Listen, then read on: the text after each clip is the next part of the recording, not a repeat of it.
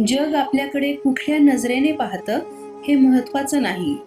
जग चालवणाऱ्याच्या नजरेत आपण कसे आहोत हे महत्वाचं असतं. नशिबाचं आणि मनाचं कधीच जुळत नाही. जे नशिबात असतं ते मनात नसतं आणि जे मनात असतं ते कधीच नशिबात नसतं.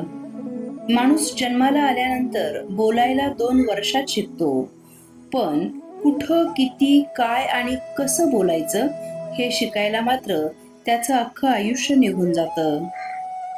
ज्या कुटुंबात प्रत्येकजण एकमेकांचा हात धरून चालतात, त्यांना कधीही दुसऱ्याचे पाय धरण्याची गरज नसते आणि त्यांच्यावर तशी वेळही येत नाही. कोणावरही नाराज होत बसू नका. फक्त त्याला स्पेशल मधून नॉर्मल मध्ये टाका. आपलं मन स्वतःहून शांत राहू शकत नाही. जर ते कामात व्यस्त नसेल तर ते नकारात्मक विचारांची यंत्रणा तयार करणारच. स्वतःचा वाईट काळ एकट्याने पार केल्यानंतर माणूस आयुष्यात खूप काही शिकतो.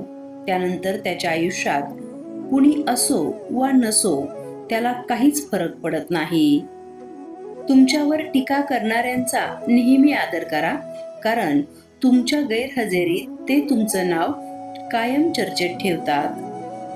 वर्तमान हाच सर्वात चांगला क्षण असतो, म्हणून तो साजरा करा, कारण तो कधीच परत येत नाही.